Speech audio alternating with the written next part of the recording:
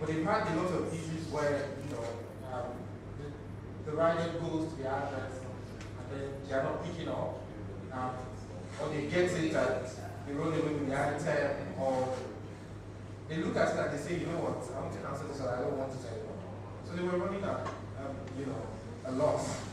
And they were like, oh, how do we solve this problem? And that's where the name middleman came from.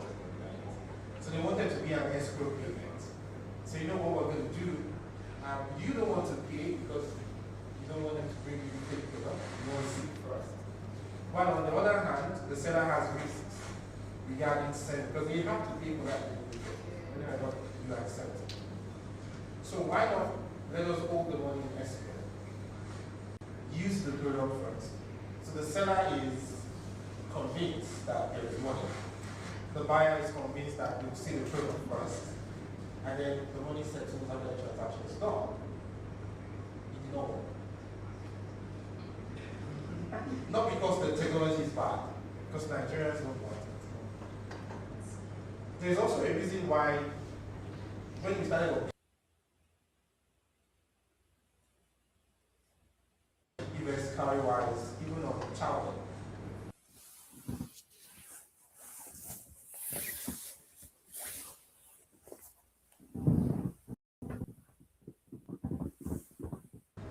Pay with card. But you see, people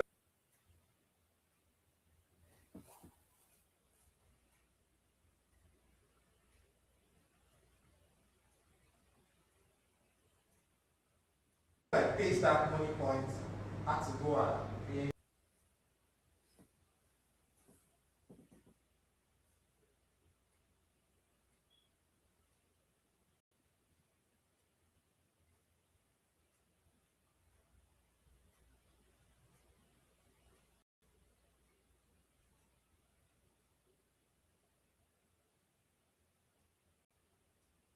Engineer that process to ensure that even though you are paying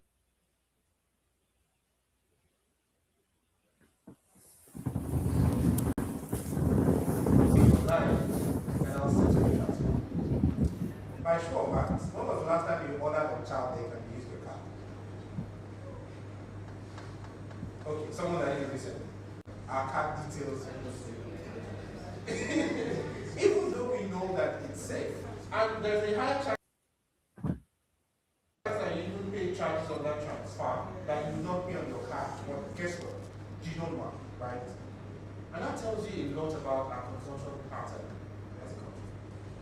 So, as a business owner doing e-commerce, you know some of these things, but you've not been paying attention to them because you do it as well. So, how do we ensure that, irrespective of the infrastructural deficiencies, irrespective of the issues around, by the way, financial inclusion in Nigeria is currently 64%, and that's a good number until you convert 36% of 240 million, 250 million. That's still a lot of millions that are not financially included. That's people with money who cannot buy from you because they are not connected to.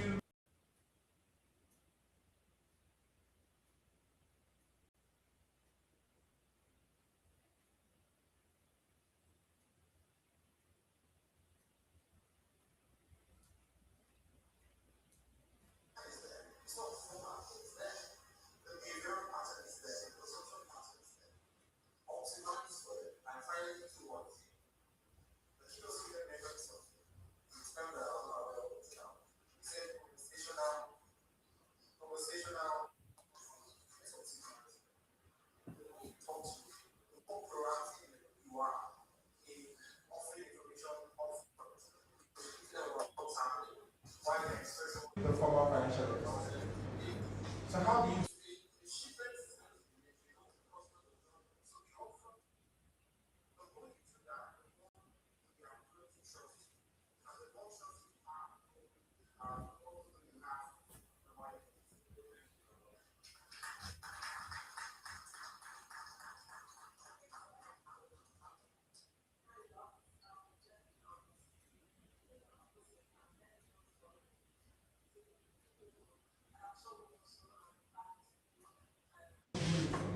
and we've already said that there's a lot of money in the market.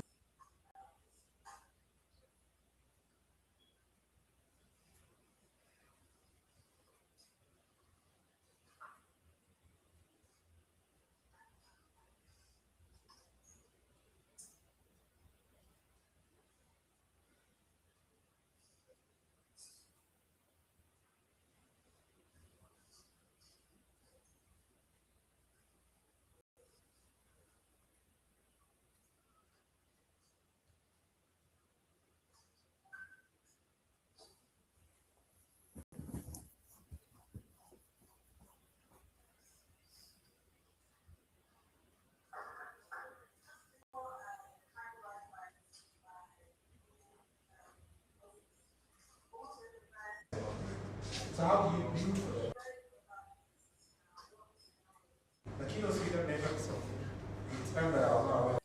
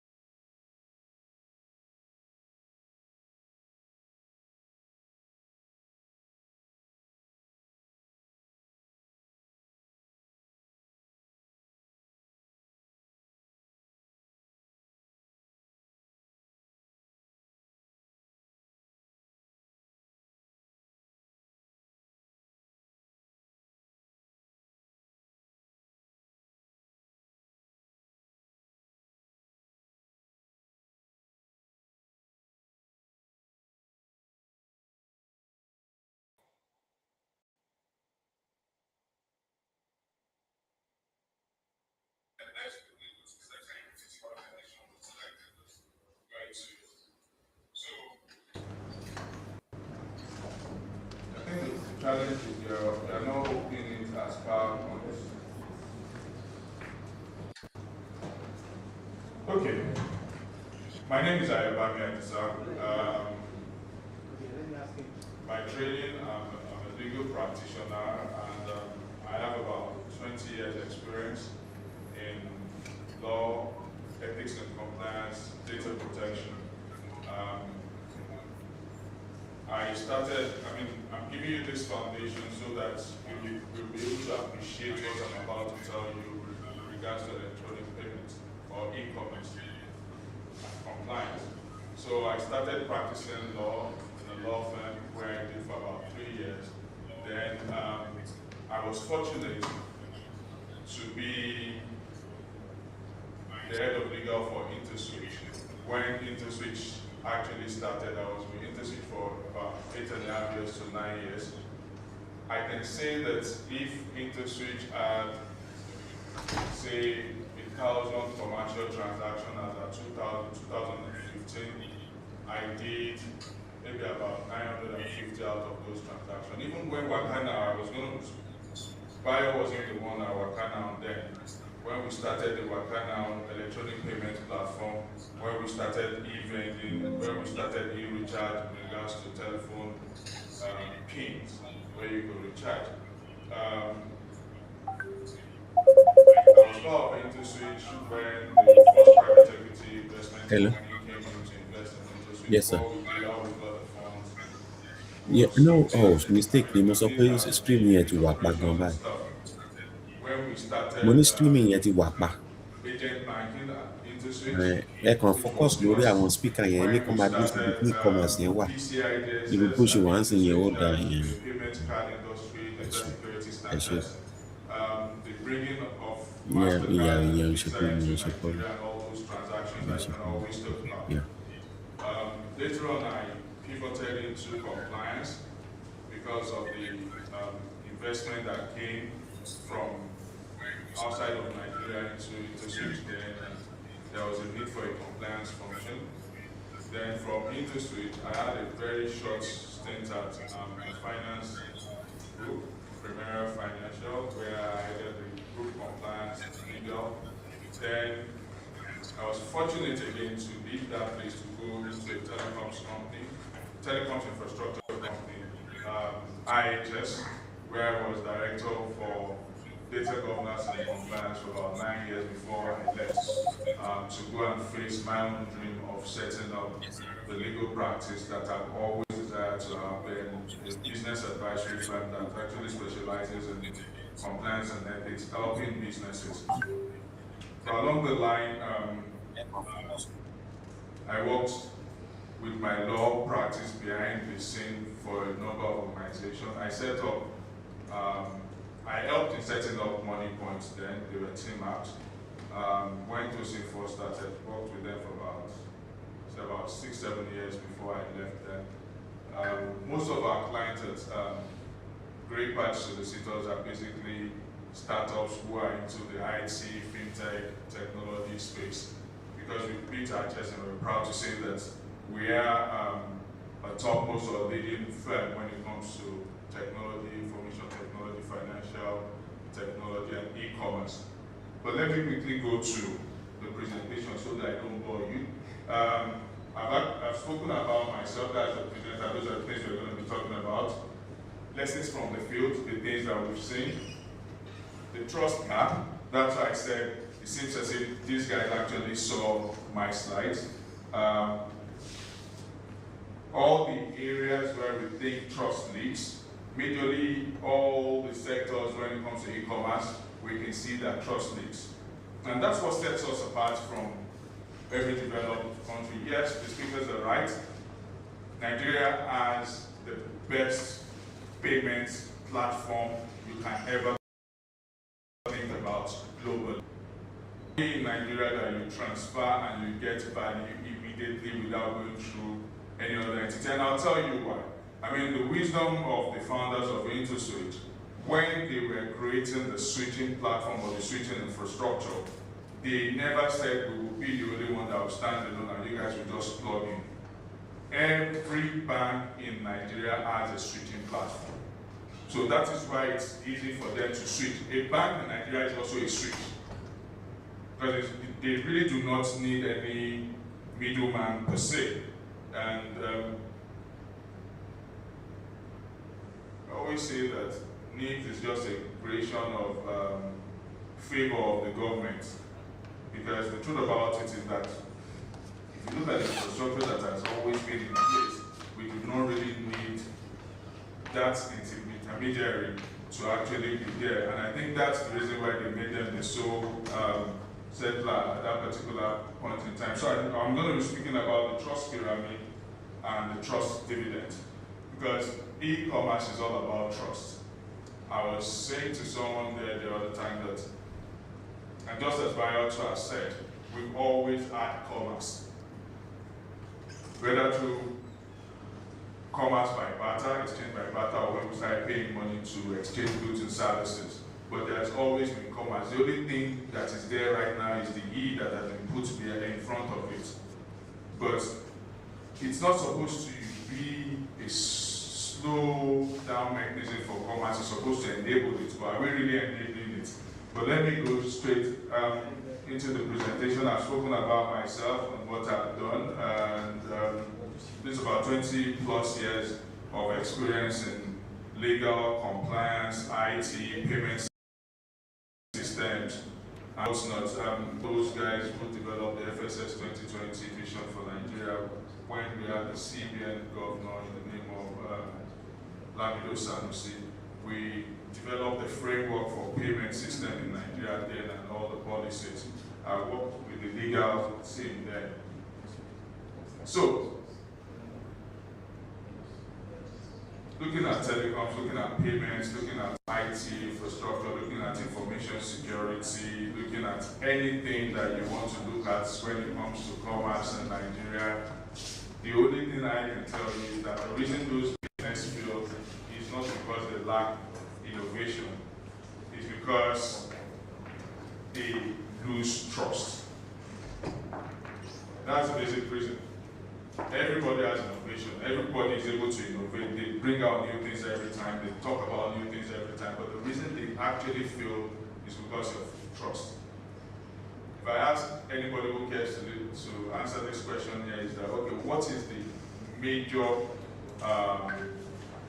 assets that any organization can proudly say that it has today? No, it's not loyal customer, it's trust. That's what we sell. The reason you will employ someone is because you trust the person is able to deliver on it.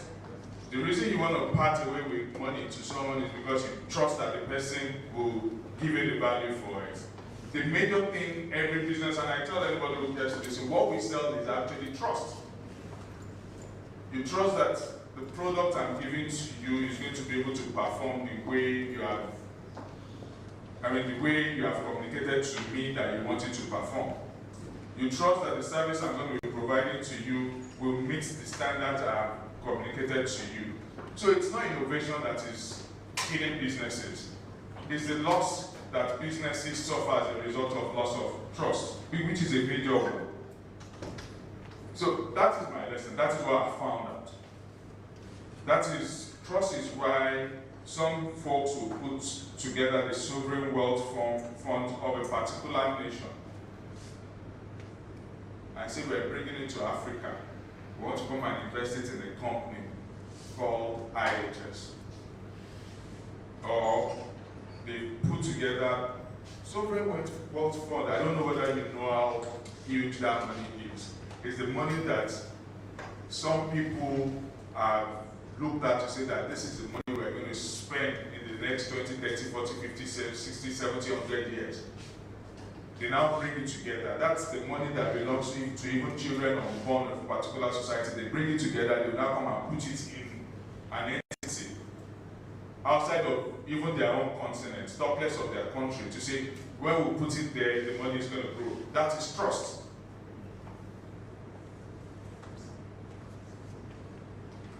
You can imagine how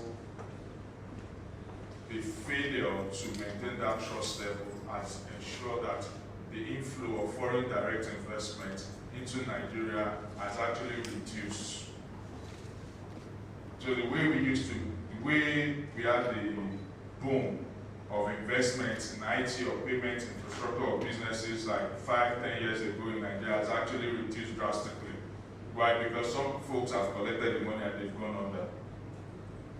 Is that the trust? That's why businesses die. So the future of digital commerce will not be those guys who innovate the fastest. If you like innovate from now till tomorrow, no? It will be one organization that stakeholders trust the most. If the stakeholders, when I say stakeholders, I mean the investors, I mean those guys who are actually patronizing the business, I mean even governments, I mean regulators, I mean policy formers and makers. So those organizations are the ones that are going to do best. So e-commerce is growing at this speed, exponentially. It is technology innovation is growing. You can start talking about digital payments, you can start talking about blockchain, artificial intelligence, which we are seeing that every day artificial intelligence is just going crazy. Every day. Digital identity, everybody is coming up with new innovation around it. Logistics technology, everybody is talking about how we're going to ensure that the last mile stuff gets to them. We're seeing improvements in technology innovation. It's growing day by day. But hey, public trust and confidence is not growing at that level. For instance, I don't buy on Instagram. And if I get to buy on Instagram, you will bring it to my house like this. I have to see it before I pay you. Why? Because I counterfeit products. There's fraud. Privacy breaches. I give you my information, you don't maintain it properly. Governance-related issues. Rising cyber issues. What they call that one? Regulatory uncertainty. Everything is just happening. You don't even know the regulator they are supposed to follow. In some instances, the regulators don't even know what they are regulating. There was one I was speaking to someone at the CBN the other day, and they're saying that you must have geotagging, geomapping with your POS terminal. Geotagging, geomapping, how do you want that one to happen? When the guy that I'm giving the POS terminal to, the guy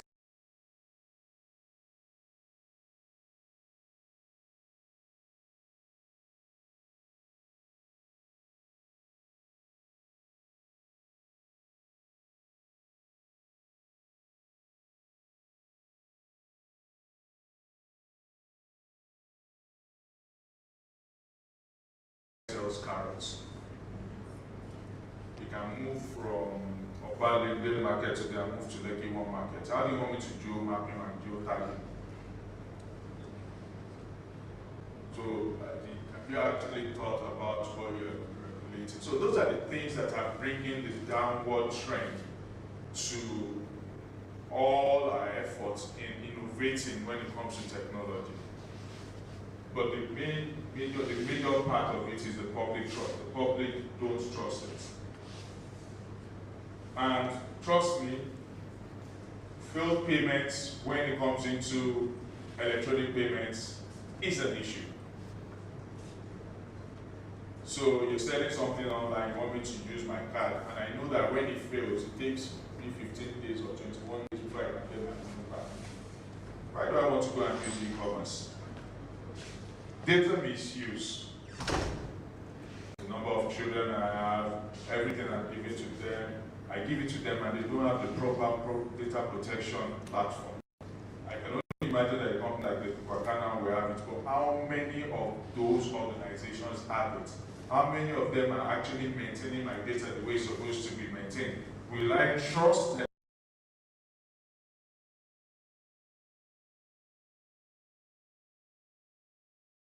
enough to be able to give it to them.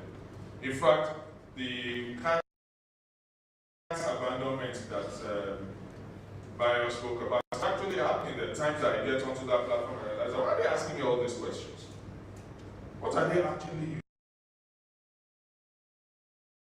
using it for?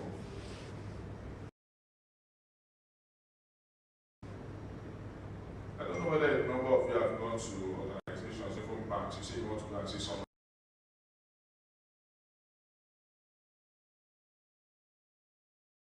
One security guy will bring a letter for you and say you should fill your name, your address, your bank.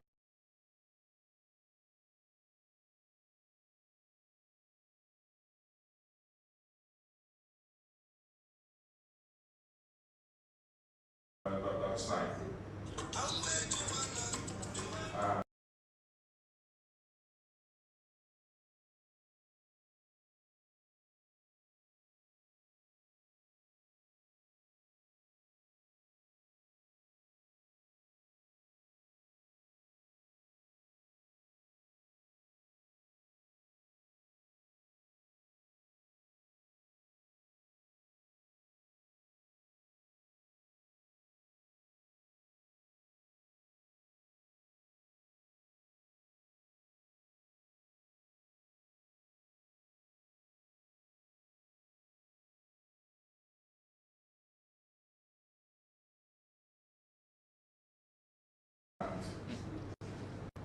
That organization will get up there.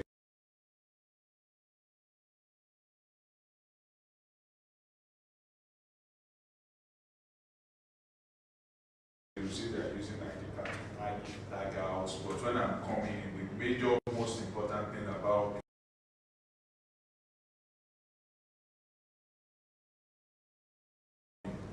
giving it into the hands of a security guy. And guess what? I don't know whether you do it, I do not, I give a wrong, but nobody comes to verify it. I'm like, okay, so why are you taking that information? Do you need it?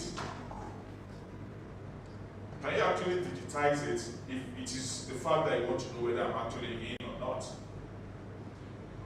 So am I sure that you're actually taking care of my data the way you should take care of it? That's one of the things that would not make me say, I want to actually deal with you. Broken deliveries. Yeah, Brian just told us about that, his business, the guy that they gave food to.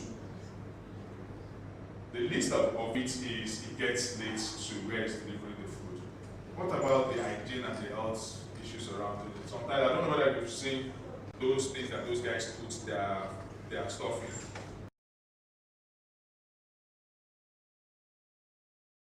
The boxes at the back of their bike, some out gets 80 sometimes and stuff. That's one of the reasons why I will not do it. So what's happening to the logistic bits of e-commerce? Yes, so I'm paying 5,500 and I said, oh, we're taking something and paying charges that you did not talk to me about before. It's happening. Unresolved disputes, spoken about that. The clear example is what I said to you about I disputed something. I can bet on it that if the Consumer Protection Agency in Nigeria can go into the banking sector and say that, look, if you know that the bank has erroneously debited your account or that a transaction has failed for you in the last 6 months, those guys are captured. Yeah. Fake reviews. Do you know that people pay for reviews now? There are fake reviews online. Yeah. There are fake reviews and you want me to actually deal with it. Account takeovers, the phishing, the social engineering that you see when it comes to e-commerce, it's still happening today. It's a major reason why a lot of people are not going to use that platform. Even though innovation is growing, but the public trust is diminishing. I've touched on a lot of aspects. So, and I said, what is it that we are? And the trust pyramid, I've put it in 3 major as e-commerce operators today. Do you actually understand the law that is guiding your business or the principles of? If you don't understand understand, maybe you don't really need to understand it. Do you have people who actually understand, who can actually guide you as to what you need to do and what you need to know? Because the law is the foundation to the trust pyramid. AML framework as directed by the CBN and is deploying it to financial institutions. So he was going to sign a reseller agreement with a particular big organization in Nigeria. They are very big. I mentioned that everybody knows them. But he now reached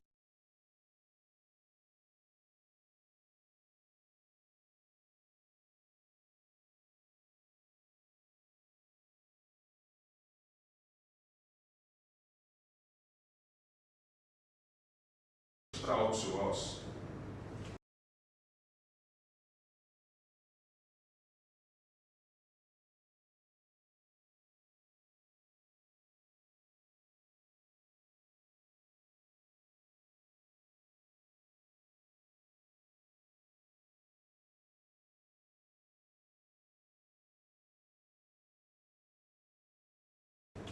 And I saw the contract.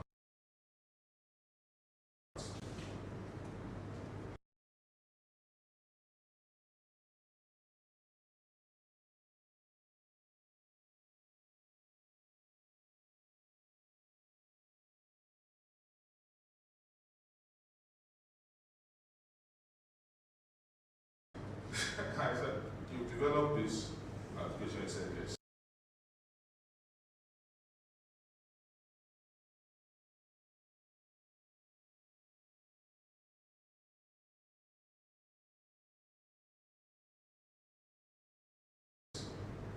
He said he has even sold to 2 or 3 people. But in the recitals of that contract, recitals is like a story leading to the contract. In the recitals of the contract, this big dog in the technology industry wrote that, let's say for the purpose of confidentiality, the name of my client is AA, and their own name is BB. And I said, AA and BB are collaborating to jointly develop this application that will do blah, blah, blah, blah. I said jointly develop, okay. When you say we just using this right over it, so I am asking, do you understand the law that actually guide your business? If you don't understand it, do you have people who actually understand things that borders on IT, payments law, information security law, as it concerns your business? Every lawyer will step out to say, I'm a lawyer, I understand it, but do they really understand it? Are you well protected? Today you may not know. What does the regulation say? Are you actually complying with it? Then the topmost of the trust pyramid is something that has nothing to do with law, has nothing to do with compliance, but has something to do with your own inner heart. That is ethics, doing the right thing. No law will say you cannot increase your money because of whatever you are selling during COVID. I know a number of people who will never receive my patronage again till Jesus comes because of what they did during COVID. Yes, you can increase. And you think somebody will trust your platform going forward. No, they won't. In fact, I tell anybody who cares to listen, one of the companies that COVID helped very well and very much, and even post-COVID, when we had political issues, from when they changed the design, was Money Point. I think that instead of compounding our problems, they provided solution. Money Point OP, we were able to settle, we were able to collect cash, and things were moving properly. So, are you looking at ethics, doing the right thing when it comes to your business, or you're just saying this is what the law says? This is what the law said. My slide is gone. I guess it gives me some more time to speak about ethics. Part of the ethical requirement, and one of the things that I argue for my case with this UK rental company, is the fact that it is unethical debit my account on something that you do not even have full proof over. It's actually unethical for you to withhold information concerning my transaction. You forget about what the law says. The right thing is that if you and I, you dealt together on anything and you collected certain things, ask information about our transaction. How well or how clear are your terms to your customers? How well or how clear can they actually say that they understand what you guys are dealing with? Important. And how well are you thinking when it comes to your customers? The other private sector. Because when it comes to innovation with security of funds, I know then that at InterSwitch, we would have developed that application. After developing it is when we now go to the CBN to try and explain to them that this is what Quick Teller will do. This is what, thinking back and thinking about it, I'm like, let's get money. All of us was actually jokers at that period that we didn't even know that there would be more complicated technology that would come. Quick Teller was just an aggregator website that brings a lot of people together where folks who are able to actually pay for or host their own website can come onto that website and use the payment gateway to collect funds and blah blah.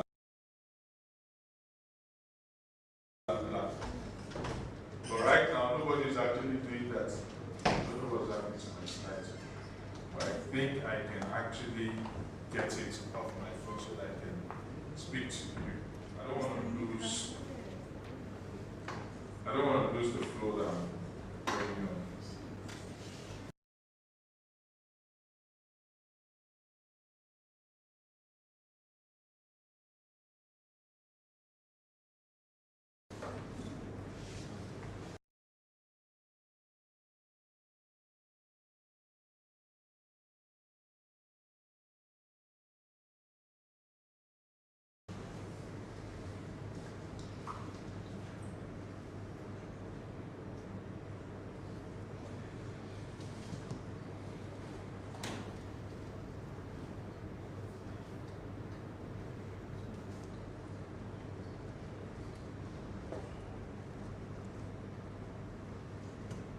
Yeah.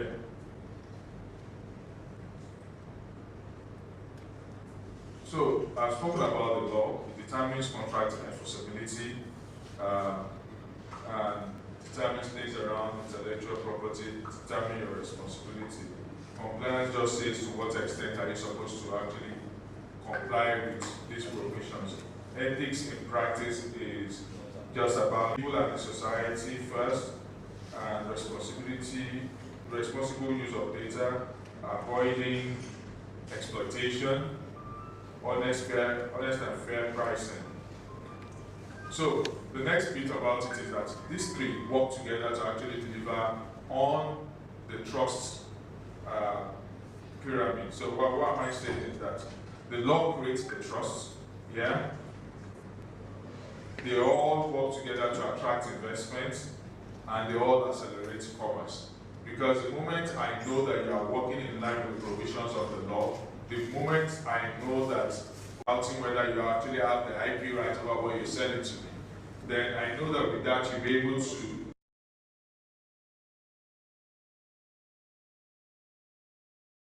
make a lot of sense. I see that you're coming from a back. I'm going to be done in a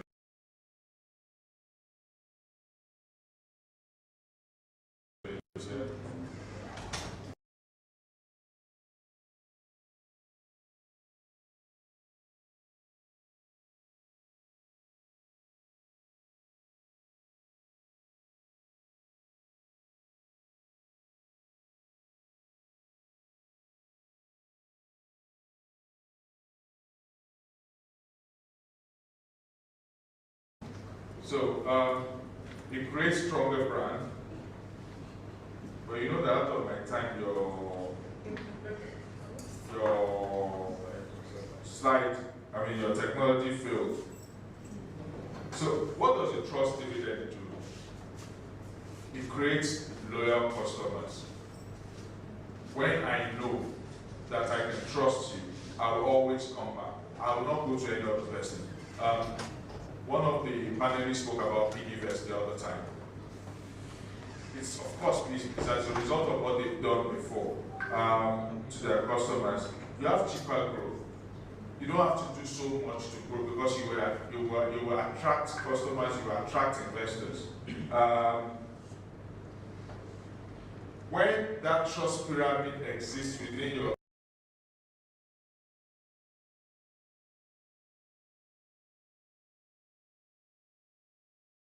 organization, I can bet with you, the regulators will not disturb you because they know that you understand the law, you are working in line with it, you are compliant, and you are ethical in your dealings. It makes your brand stronger, and getting capital will be as easy as ABC for you. So, key takeaways I'm going to leave you with is that innovation wins attention. Oh wow, they developed new thing, a new product, they developed a new solution, they can do blah blah blah. But trust wins the markets. Because if you like, innovate from today till tomorrow, if nobody trusts what you've innovated, nobody's going to come to you. Law, compliance, and ethics are growth infrastructure. They are not overhead.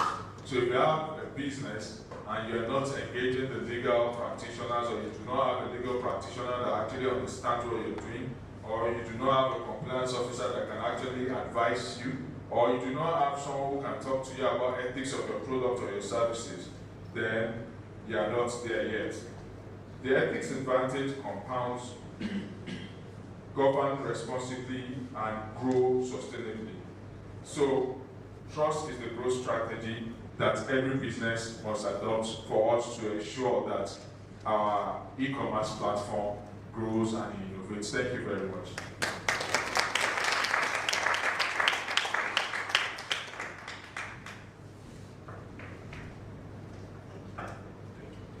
I think we can do better than that.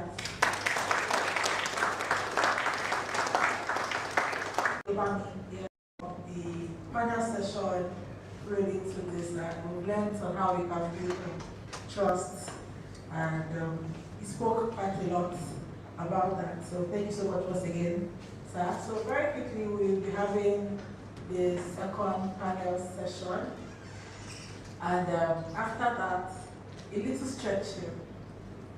Yeah, so I think the idea of us coming for the conference is not for us to be on our phones and our laptops, because we have the need for knowledge and we want to see how we can gain more. So the only way we can participate is for us to just be involved, be there. But it's quite sad, but it's quite painful because of us everywhere. Other engagements to be here, and they'll look up, they'll see you burnt on your phone. I don't think it speaks well. And it's, in a way, it can dull someone's morale, maybe bring it home. So, thank you once again, Mr. Bayomi. Ayobami, yes. So, calling the next, unfortunately, I'm not moderating this session. So, the session says, fixing Nigerians' logistics bottlenecks for scalable e-commerce. Fixing Nigerians' logistics bottlenecks for scalable e-commerce. And for the panel, I have Mr. Yinka Ayemi. He's the other of us at the conference. So I also have Mr. Obina. Commit me your surname.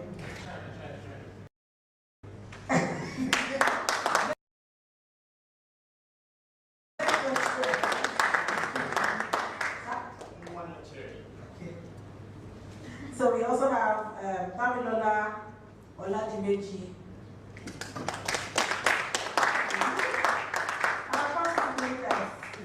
I didn't know you were the person.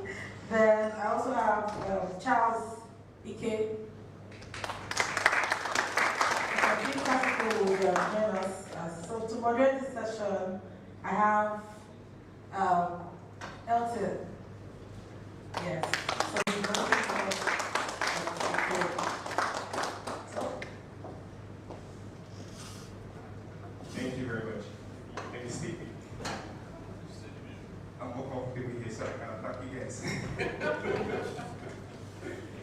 Alright, good morning everyone. Thanks for coming here. I want to say, I think I'm the second most excited person to be here today about this event. What's me to say here? Reason being that I think this conversation about e-commerce is very important. And we've seen events about fintech, we've seen events about other industries, and we don't see a lot of events when it comes to e-commerce. And this is very important. And when Mr. Wally told me that we're going to have a representative from CDC, I was actually very, very excited. I was like, okay, let's see how it's going to go. Let's just dive into the session about. So the topic for this session is, please permit me to use this. I had written everything out in my notes, but I have a bad address. So let me just read from here. So the topic is fixing Nigeria's logistics bottlenecks for scalable e-commerce, right? And I have very interesting panelists with me today. And before we dive into the questions for today, I just want us to just take a minute and just introduce ourselves. Okay, so I'm the mic. My name is Obina Cherry. Corporately, I work with Union Bank. I think I started working from 2016, and I currently work in an investment bank. And so that's just Obina. Very boring. That's fine. My name is Daniel Ladibiji. I'm building Restream AI. That is AI video marketing tool for businesses. We are actually starting with music and musicians and recorders.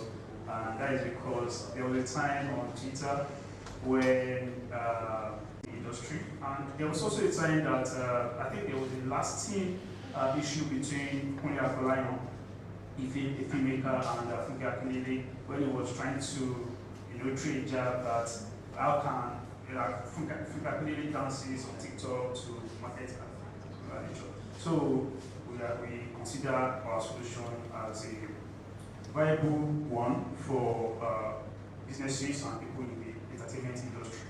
And if you can remember what Mr. Bayo said, he said something close to that as well, that he created AI content to market his business, and we got about 6,000 queries. Thank you. Thank you very much. Thank you. Good afternoon, everyone. My name is Yinka Ayemi. I'm intend to drive. We'll type on your phones very soon. I bought the domain name in 2003. Wow.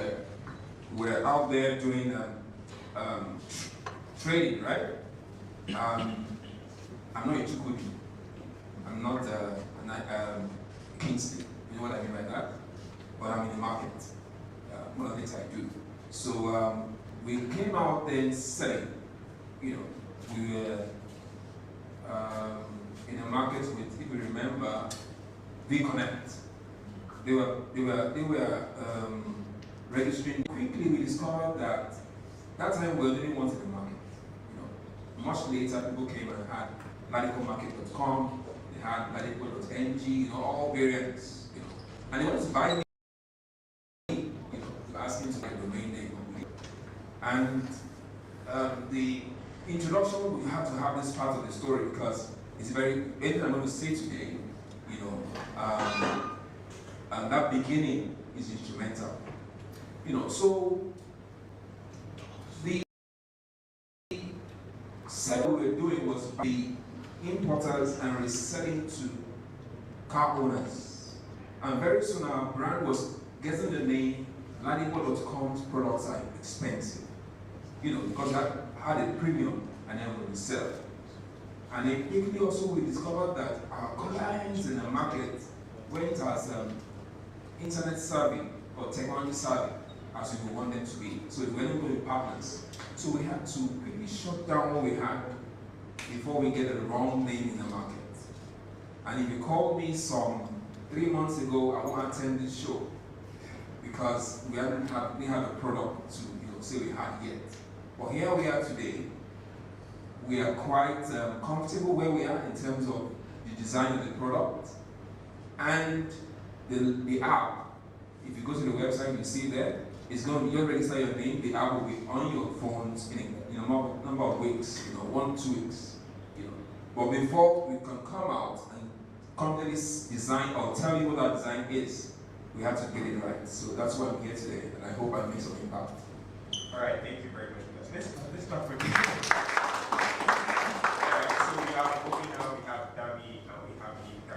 So yes, we're talking about logistics, we're talking about last mile delivery.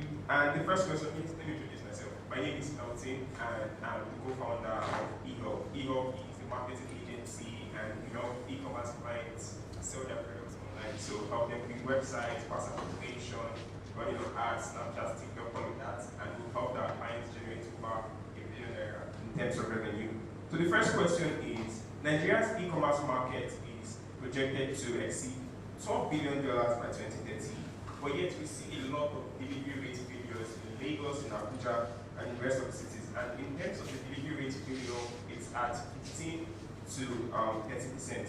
So now the question is, when it comes to Nigeria's logistics infrastructure, is it actually getting better, or are we just running around fixing the same problems back to back? What do you think? So let me start with you, Mr. Ofina.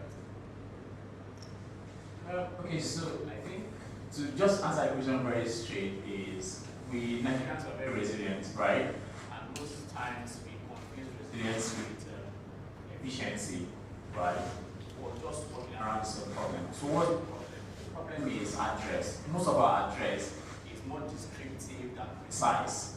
And it's even better in Lagos. Try using a simple map to drive it by yourself, right? Or try ordering something in Maiduguri, right? So I mean, I grew up in the north, I live in Lagos, so I can tell you freely that we don't experience it here because Lagos seems to be better because of the density in Lagos and then the investment and the investors concentration in Lagos, right? And it's making it seem like it's working. It would not be so if you're to look at states outside Lagos or even Ogun State, for instance. So the problem is addressing. We don't really have a digital addressing system, right, in Nigeria. Adoption is very poor in Nigeria. So again, to my question is, we're working around the problem, right? There is also, for instance, like what Mr. is saying. Imagine if every bank was to create their own payment aggregator, right? So GT Bank, First Bank, and the rest. But today everybody uses names.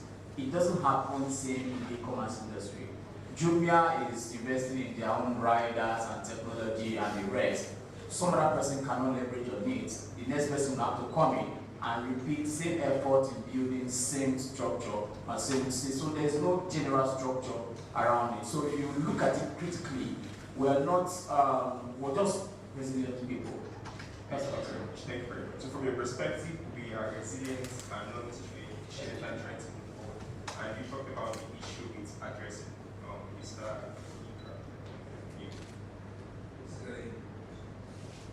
So the question is, so as Nigerians, right? When I got the question. I thought you said something after that I needed to address. Oh, no. Okay. That is more specific. Maybe you understand that too.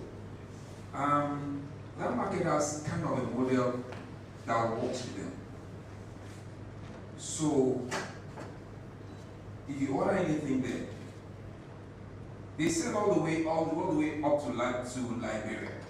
They sell all the way to Mozambique, sub-Saharan Africa, from Ladipo. And the only thing that we came in to solve was trust. So they have a solution for logistics already in place. Maybe not perfect, but at least very near perfect. So everybody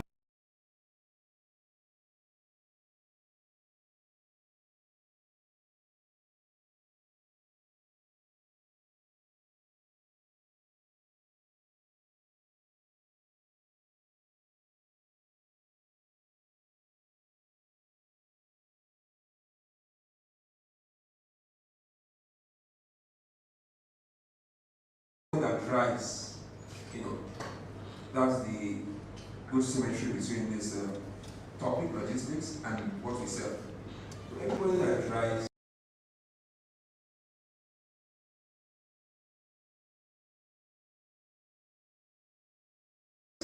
kind of is mobile, So when you are ordering from Ladipo, you have a location, where you will pick these things, and most times is your mechanic. Most of the time is your mechanic. So that problem is not a problem in the market, basically. Yeah? But I'm happy with what Obina just mentioned, which is the fact that when we're expanding and scaling, and we're talking to clients in MENA, we've sold to MENA too before, but into the hinterlands, how do we deal with it when we get there? So I think it's still going to be with this, we scale with the model we are in right now, which is that we are an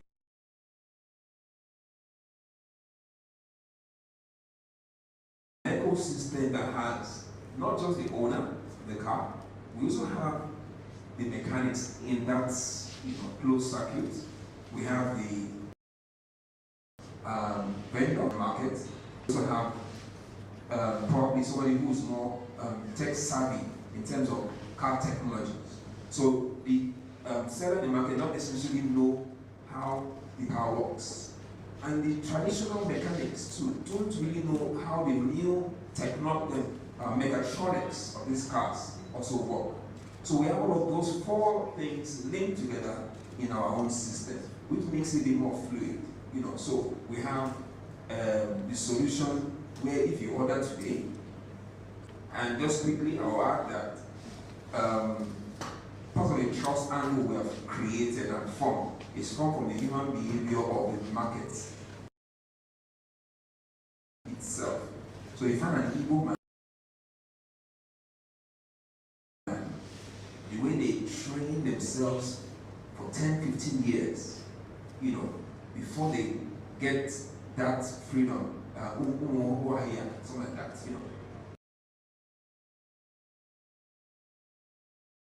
And then that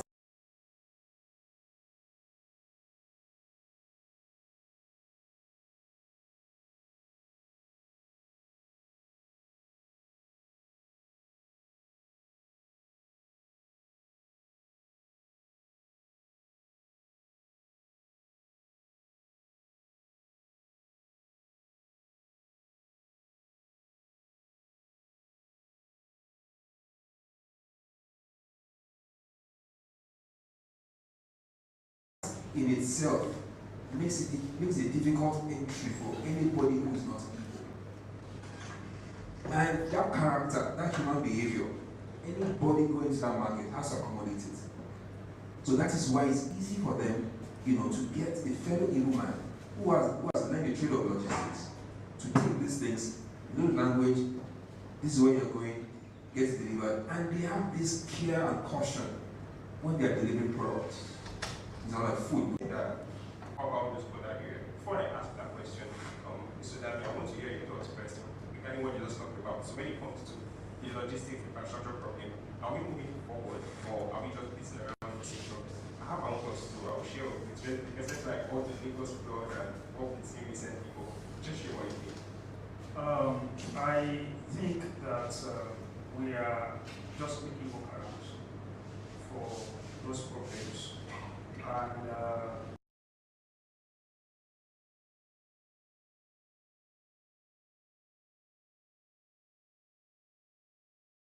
to solve some of those problems.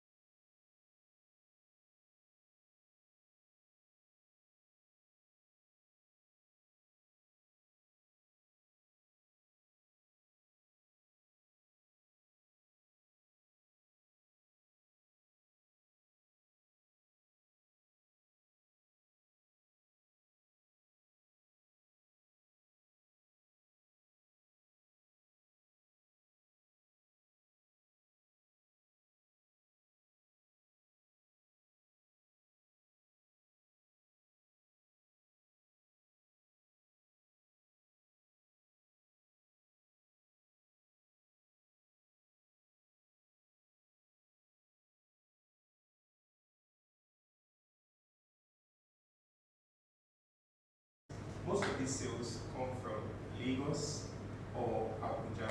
We get to see sales from other states, but primarily it's just Lagos and Abuja. So back to your thoughts, right? So when it comes to you grew up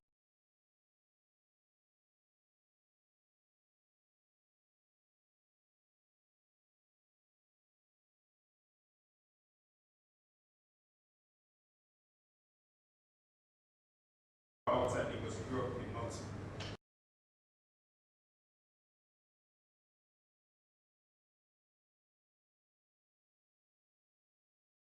When it comes to like moving forward in terms of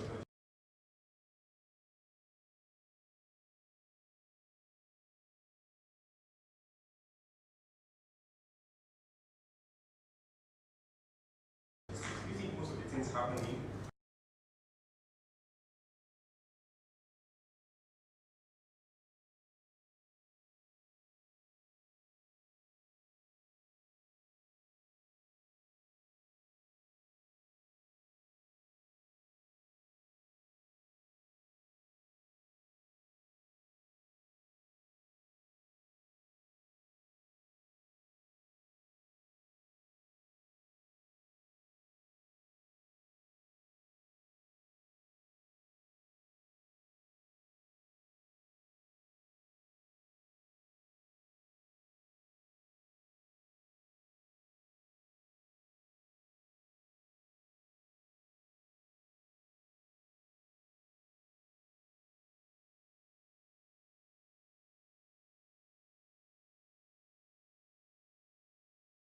are focused on just Lagos and Abuja and the other states are being missed out on? Okay, so for me, I think that if you look at the whole tech space, right, there's a high adoption in Lagos compared to other states, right? Very high adoption. So because of that, the chances that you meet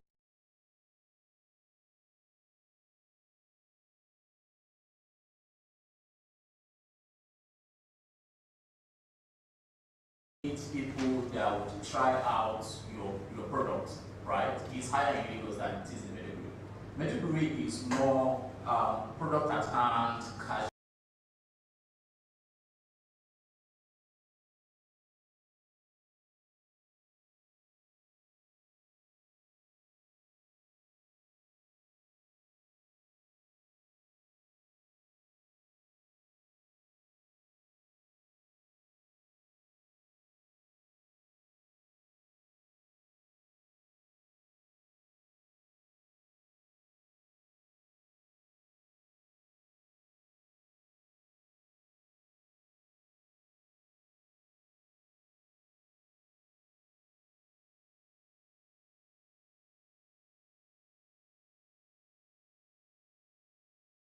And economy, right? But Lagos is more open. And that's what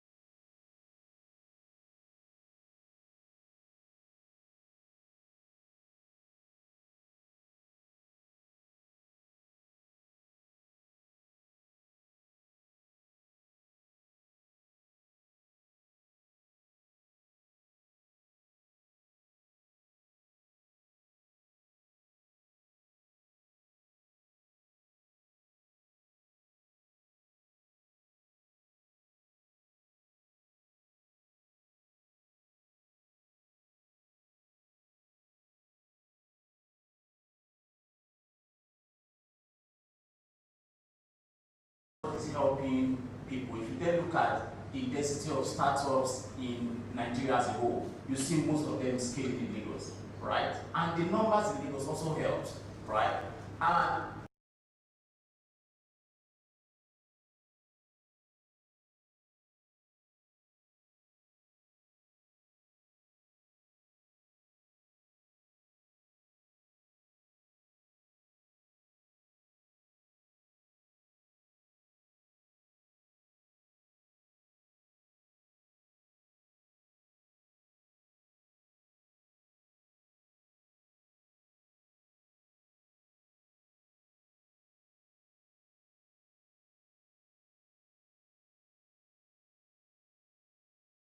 because of these different startups creating different technology in their little fragments, right? That helps Lagos to seem to be very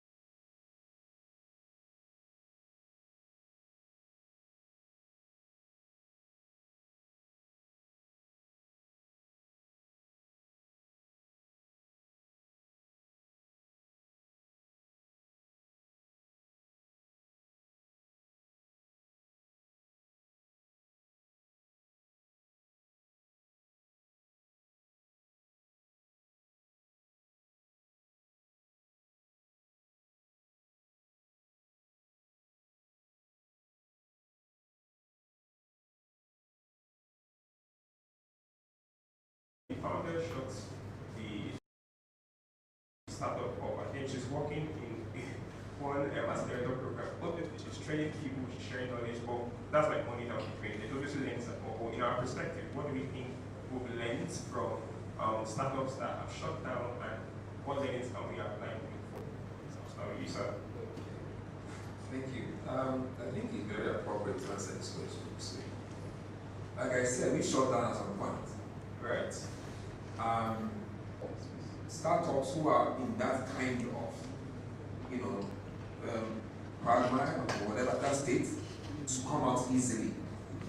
I think that most investors will look at your track record, your traction. What's your traction? Yes. And they will understand you better. You know, if you're not doing the money solutions, the transfer payment things like this, the money points of this world and all these fintech companies, you don't come across very understandable. That's formal experience. You don't come across, you know, relatable. So I would say that any, you know, and then from there, investors can be better.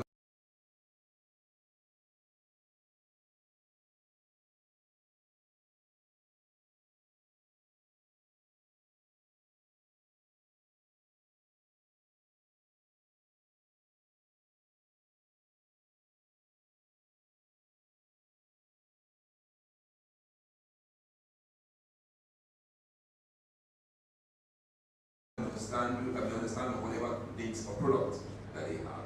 That's what I'm talking. All right, thank you very much for that, sir. My next question is regarding same-day delivery. I don't know if any of us have ordered a product online and got it delivered the same day. Is anybody like that here? Nobody. So when markets like the UK, Kenya, and India, same-day delivery is like a major offer over here. Do you think it's something that is achievable in Nigeria? One of my clients, they tried offering same-day delivery, but they had to stop that process. Not all customers are expecting to customers want is that they're able to trust the brand. They're able to trust the brand that is delivering and the brand they are getting from.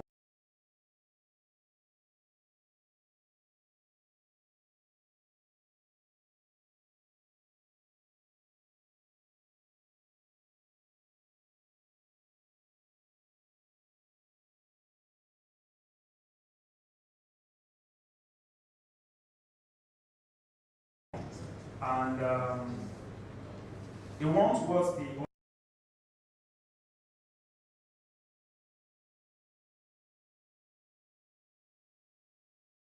that to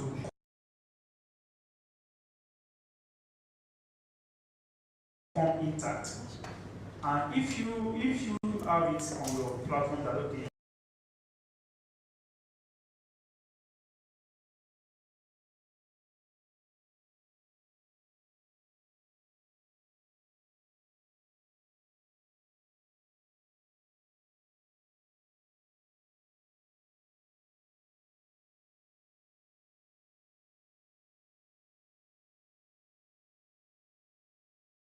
be able to deliver in the next 24 hours or in the next 48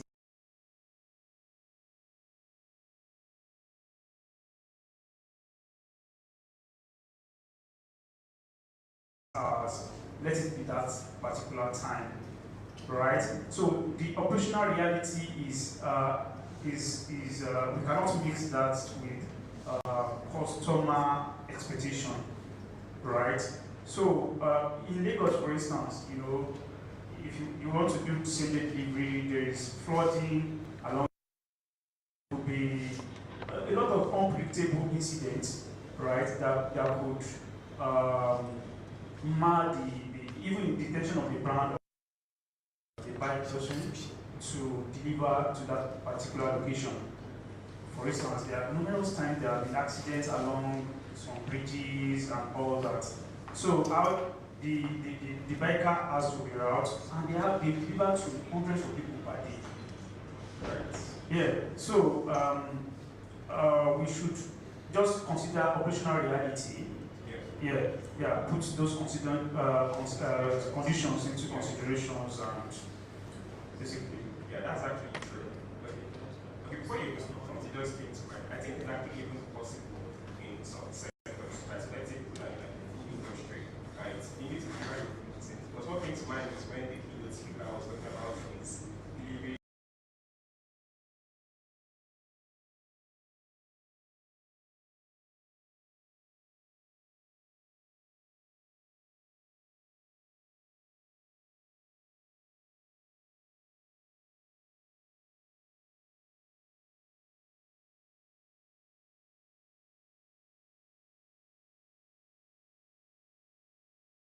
Driver buying corn.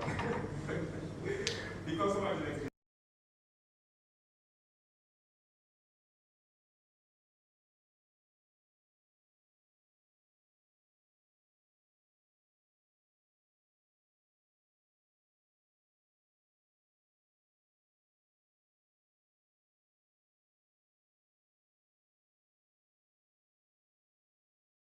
that you get. So please, can just go ahead. Yes, I was going to say that.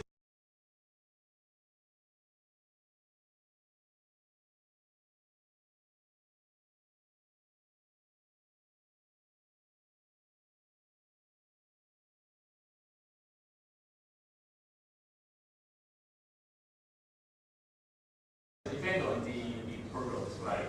Or there's other mathematics that is there. What a shared cost, right? If your delivery, if you're going to deliver, you want to get don't buy television, and they tell you your delivery cost is 50,000. Do you want to pay? You would not. So that means the business owner is losing business. So if we're in tune with reality, then we should also know that same-day delivery will come at a cost, right? Yes, Sure. Faster require higher cost. You want to say something? Just like this Chinese importation, you could import through express delivery air or through the ship, and they attract different payments. Accidents on the way, there are many unforeseen, uncontrollable factors when it comes to delivery. And the customer knows. So does the seller. So I think, like the my other colleagues have said here, collaboration, interoperation, right? We do a lot. And then we define our own set of rules. That's very key. We cannot continue to transfer technology as it is. When you transfer technology, you have to adopt it to the environment you're going to. So I think expectations should be controlled in terms of this parameters we use to measure our successes. You know, so we don't now see an Amazon who has thousands of fulfillment centers all over the place, as huge as what was described, compared to our own situation here where a landing box one space where it's a small shop or probably somebody walking all over the streets with radio, you know, they're just two different ball games, two different games. I can't compare oranges and apples. You know, so I was saying that, you know, we will build the culture with some patience. We are already doing it. Our solution, payment solutions have been identified as unique and super You know, so I mean, also logistics eventually will take a shape, which is already taking with Joe and other people, and then our unique way of also delivering. We need to understand our language. Very key. A big connecting to the market and they took off almost immediately. But we remain, we have to understand what we were talking about, how they were talking and doing their business. You know, those who were in the market, who will go through training, the MBAs of this world can do what they do, but the success of the kind of model, training model that even man has, you can't fault it. Because they're successful, ages have shown, years have shown it. You know, so I would say that we just have to be a bit more patient with ourselves in terms of creating or coming up with the final template, you know, for this logistics thing, just like we did in payments and other things. True, we actually crack the code when it comes to payments. As we were talking about the competitor that came in and took off, I was thinking this came up. I didn't know They don't anymore. They have so much. I don't know if anyone wants to add something else. Okay, so I just want to, because when you return a commodity, there is a cost attached to it. Sure. Right? And this cost has to be borne by someone. So I guess, right now I don't know who pays that cost because I can't remember how it is. So now, and that actually fundamentally affects the business adversely, right? So I don't know if there could be an insurance or there's a way, or there's a way that the old cost could be how it could be shared. Yeah. So if there's a way it is structured, okay, why is this returned? Based on the reason why it is being returned. Sorry. Based on the reason why it is being returned, then can know how the cost is going to be shaped. Yeah. That actually makes sense. And I just want to address what you said when you go ahead. That actually makes sense. And that's what leads to the conversation about escrow payments. And in the first session, the first panel session, Akim actually talked about it. And he said, Biluman tried it, and I was surprised. Because in my head, I was like, this was a very probable solution. Right? So to hear that a startup actually tried the whole escrow payments and it didn't work out, it's interesting to hear because it's actually bridges the gap between, say, I paid for a product, it gets delivered to me, or let's say the business sends a product to you, and then for no reason, you end up saying you don't want the product again. So I'm just going to for you. I went to add this very Yeah, okay, so everything, right, boils down to trust, right? So we need to start giving trust as a service, right? Everything boils down to trust. So, so I just scribble some stuff down, right? For me, in terms of trust, right, you have to now move from operating to community-driven engagement. So he said he doesn't shop on Instagram, right? So there's a higher chance that he's been scammed before, or you know somewhere that has been scammed before, right? So that has created the fear. So imagine if someone close to him now tells him that, look at this perfume, I just got it from a vendor and the vendor delivered to me. Do you think he will shop with that vendor? The chances are yes. Yeah. Because there's trust based on his community that has been built. So businesses have to now start looking out for getting communities to trust them, reaching people, not just in the generality of reaching out to people, but reaching people individually, right? So they gain that trust. So the other part in terms of pay on delivery, see, there could be contracts and conditions to returns, right? If I order for this shoe, there should be a contract that is verifiable by even the third party. If I order for a black shoe, I say the leather, and I mean there are specifications on the side. What the leather quality is, what the craft quality is, what the quality of the sole is. It's verifiable.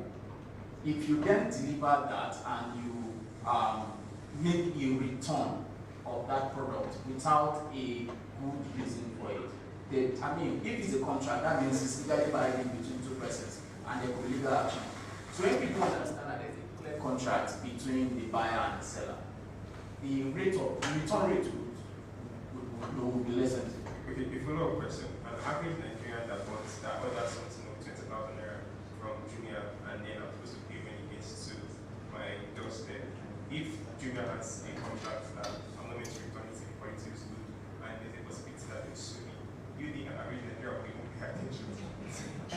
the fact that, so ignorance is not a defense. If you have it on their side while you're making that purchase, right? Really. So for instance, what the issue table had initially when it came in, it was what I ordered versus what I bought. People don't read, people don't have attention to detail. Sure. Right? So you would see a television wipe or a television wipe, and then they'll tell you is 2,000 naira. But for them to tell you what that thing is for, they will put that against a 34 inches television. And then you will not read the description and you order for it. In your head, you think for it 34 inches television with 2,000 naira. And when it comes and then you just carry your ring like, oh, Jumia is not the problem. Sure. Right? So the problem is you didn't read and you can't, nobody has sued Jumia. Because if you look at it, so if Temu, right? So if you look, if Jumia had stated and say, I'm selling this iPhone, this is the color, this is the pouch, this is the condition, verifiable by third party. It must be verified because again, while we're trying to secure the buyer, the seller, you also need to secure the buyer as well. So if it's verifiable, bring your case. That's how it will work. Right. That makes sense. So we've come to the end, but I have one final question for each of the speakers, and then we'll start with you. I want to hear from every one of you. That would be in the next 3 years, in the next 5 years, if the logistics and last mile delivery situation in Nigeria is going to really improve, what do we think needs to happen? Who needs to do it, and what is stopping it from happening? Okay, so who needs to do it is everybody, right? What we need to do is to address the problems in the industry, which is one, the problem with addressing. Our address is descriptive, shouldn't be so, right? It slows down the process. The other part is trust. We need to build trust, and trust is not built in one day. Trust is not built with hiring an influencer, right, to talk about your product, right? This is not trust. So trust takes time. So if we address the issue of a precise address, and then the trust issue. So for instance, I want to deal with Telafric. I do entertainment as well, right? And most of the time, you see that when you put your adverts on Instagram or YouTube, that is the only source those platforms generate revenue. So if you put $10,000, they would exhaust your $10,000 because they need to fulfill it. But if you then look at and a lot of people don't do that. If you then go and look at the reports for that ad, you'll be seeing people in Philippines, people in looking at your ad. It's not useful to your business. Very true. Right. But again, we're then neglecting WhatsApp. WhatsApp is geographical, right? And WhatsApp is personal. So if, for instance, we are, say, over 100 here, over 100, our WhatsApp status will generate at least averagely 50 views. If 100 persons you put your business up on their WhatsApp status, multiply that by 50. So within a very short period, your business will reach 1 million people, genuine, real people, no bot. And that's why we do that, right? We're basically trying to leverage on people's trust to advertise businesses. But to now do that, the other problem is, what is the need for me, right? We are now paying people to do that. So today, Telafric is now paying per view 5 naira for every WhatsApp video you get for video, and 3 naira for image. So that is the same thing we need to replicate here. If everybody is going to put hands together and do this, what is the aim for me? We have to answer that. Right. Thank you. Batista? I would say the 3 things we need are infrastructure, technology, and policy. So we need standard policy that protects all stakeholders involved, including the businesses, the customers, and all. We need infrastructure from the government. We need good roads. We need good addressing system. We need those. And technology. We need technologies that are that is for those of us in the tech ecosystem. We need to build solutions that are native to us, that address our specific problems. That are not, you just carry on, like in politics, you just carry one presidential instead of government, put it on a country that knows nothing about the presidential. Yeah. So we just have to adapt things from there, adapt it to our local problem, or we build ours from the scratch that address specifically our issues. That local context is very important. Yes. I will take the question. I'll add to the question before I answer it. I mean, so what happens where the town planning system in the state, sovereign states, right, is not working? Like we have in many states in Nigeria. I mean, no matter how we want to use digital addressing, Nigerians are Nigerians. And the way we build our settlements, there are some that are linear, some are collective, some are, various design, various, depending on how the age of this, of that location, that settlement, and how they've been living. And we can't change that. So I will say that 3 years from now, like we asked, we need to accept who we are. We need to, for us to be unique, for our market to be unique, for us to be who we are. We can achieve more when we know who you, when you know it, accept who you are, know yourself. The mileage you cover will be much more than checking other people's and want to have kings like other nations. You know what I mean by that? So we need to do a lot more. Thank God for this kind of organized programs. We can have a united voice and push it across, our spaces everywhere. And then when we do that, we will begin to have that design unique to Nigeria. I'll tell you a lot, and lastly I'll say this. In the markets where I work, the same like people, right?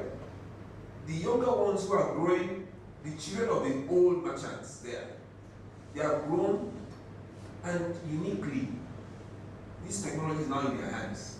They're the ones that do Facebook for their dads, they do Instagram for their dads, they do all of these things. So what has happened in the last 5-6 years, right, is that there is some transition in terms of the brick and mortar that was in heads of the dads. That we know I have to go to the bank. You carry the young people, you carry the big gun to go to the bank. Now they've seen that technology is a language and they have to understand it. Because next to them, the person has done it, has grown his business more than he was standing on your own spot. So I think patience is necessary. I think understanding and acceptance is necessary. And I think that your uniqueness, whoever you are, doesn't change. And it's better for you to understand who you are than being able to be like another person. We will solve most of these problems. That's very true. Thank you very much, sir. We've come to the end of this session, and three things I think we should take out of this session is number one, Nigerians are actually unique, right? So actually, unique for Nigerians, we need to understand that Nigerians are unique. To solve the problems when it comes to logistics, there is a need for collaboration in terms of every stakeholder involved, and then we should understand. So we said in the first session about trust. The keynote speaker talked about trust. The last session talked about trust, and this is something we also ended with in this session, right? If you're building a business, if you're selling, understand that you're not just selling a product, you're actually selling trust. If you're running a service, you're also selling trust. So thank you very much, Mr. Obina, Mr. Yinka, Mr. Dami, and thanks to everyone that listened.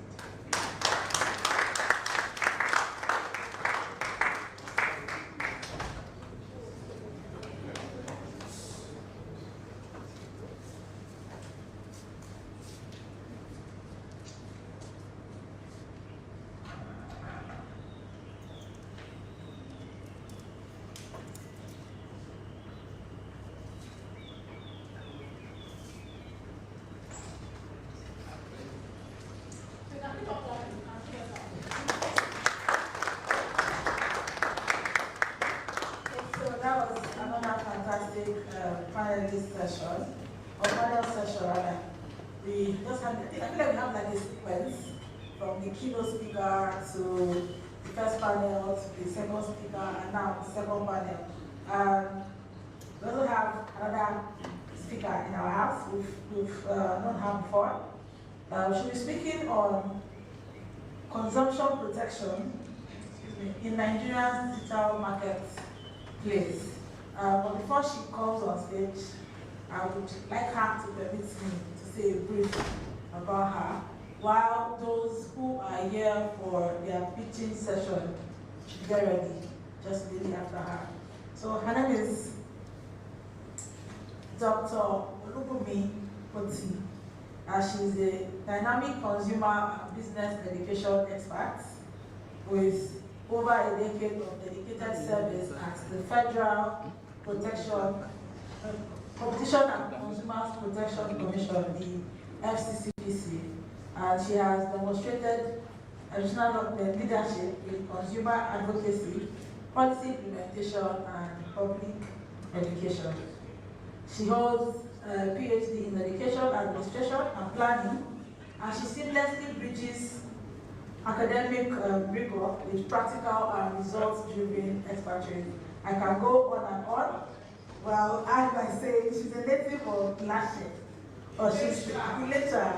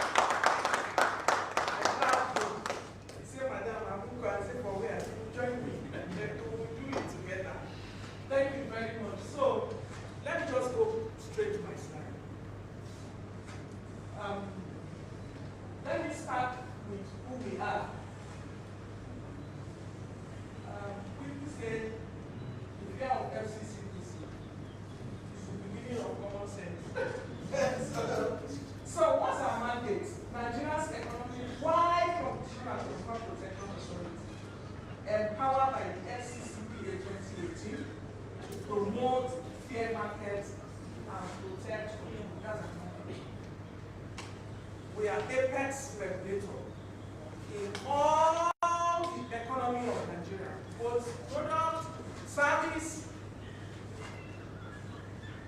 We are not specific sector regulator. All right, so what's our key powers? Law empowers us to seize premises.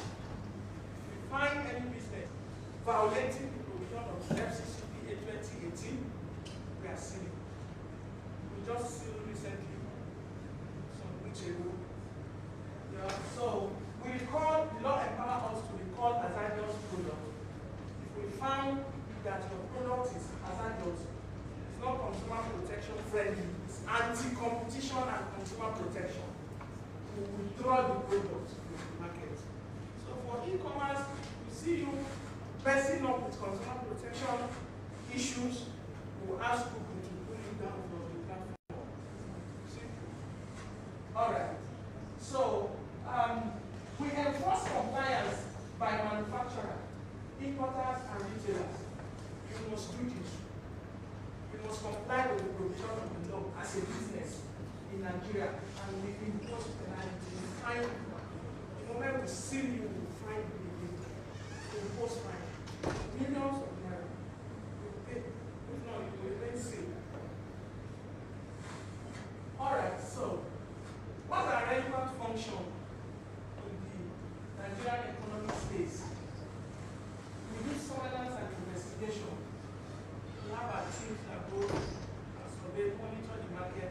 We receive alerts too from consumers, and we encourage that don't be quiet. If you see anything that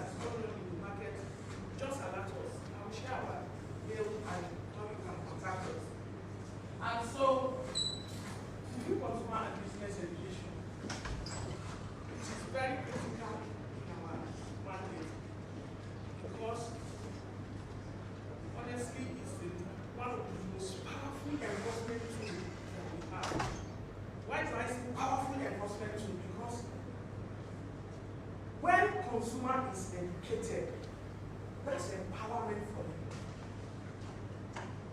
And so, when he's empowered, he makes an informed choices. And then that is consumer protection. And you really agree with me that when consumers are educated and they know their rights and responsibility, they know how to assert it in the market, all these substandard products will go out of the market space because nobody will buy them. Why we see them? Because they are buyers. That's the patronizing them. That says Instagram. Somebody will just come and push something for you. You don't have the address, you don't know, you just buy it, click. You will do it again. Alright, so we have quality assurance and development, ensuring that processes align with standard operating procedures. Yeah, so one of that function. And then the enforcement and legal service. We have the legal department from the gate, the cleaner to the department litigations for us. It's a style here. So part of his work is that. That's it about us. So our enforcement in the digital marketplace, yes, we have the current pattern of unfair business practices. And there's a way the commission responds to them. Most of the common violations we see, just as my colleague said, fake counterfeit or non-delivered goods sold online, just as the last panel said. These are what we see every day that comes onto our table. What I order versus what I get. This is common on e-commerce. And part of it is because we don't have patience, we don't look through, just as the last panelist said. And so, another one is misleading pricing. Price, when you click, by the time you want to click out, the price keep increasing. When they say 10,000, by the time you want to finish the process, it becomes 25,000. That's misleading pricing. So these are common things that we see: hidden charges, false discount claims, fake address. Some people will bring complaint. Okay, how do you want us to resolve this matter? We are not post. And so, where is the address? One of the first things you must do is that you must provide address and receipt of payment if you want to request the FCC. If you don't have that, you don't have any interest because we are not post. Alright. So, I had a whole lot of problems on register platform operating without accountability. Just everything, this social media space is crazy, you know. Non-reformed and unfair return practices towards online shoppers. You know, these are things that we see all that happen. And how do we respond to these issues? I told you consumer and business education to guide safer online shopping choice. Right now, FCCPC is prioritizing consumer and business education because education is empowerment. I have a brother in UK.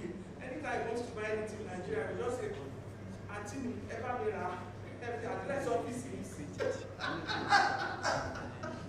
You know? So this is it. So because there are questions that you will ask when you are shopping, and then the person will know that you know what you are saying. So what's your point around? Why do you treat consumer like this? The moment you hear you say consumer, not customer, you know that you know what you know it's different thing. And informed consumer will say consumer, not customer. This one is talking about mentality. So we have this education is very important, very, very important. In the coming week, we are going to be engaging businesses, people to give them business guidance and expose them to the implementation or violation of the law. So that by the time we tell them that, we enforce. We give them some time, then we now enforce. And so we investigate consumer complaint and market conduct.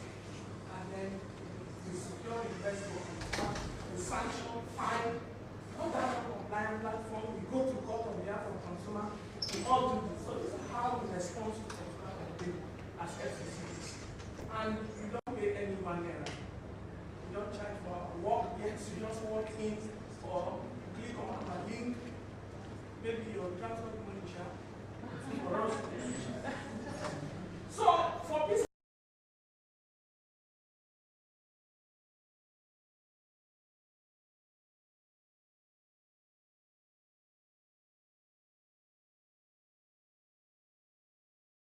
e-commerce, what's your statutory obligation in Nigeria? According to CCPC,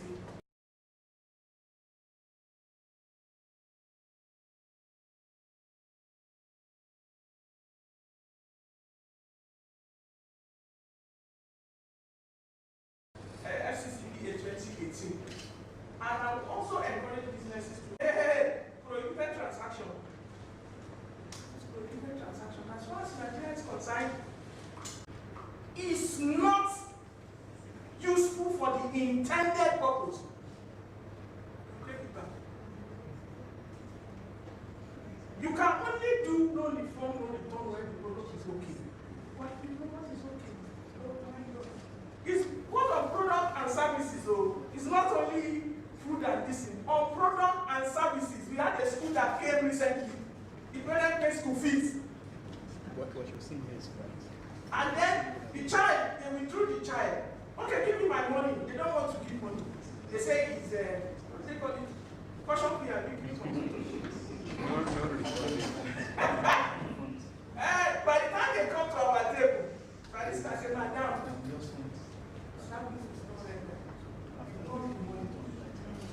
return. But you know, initially,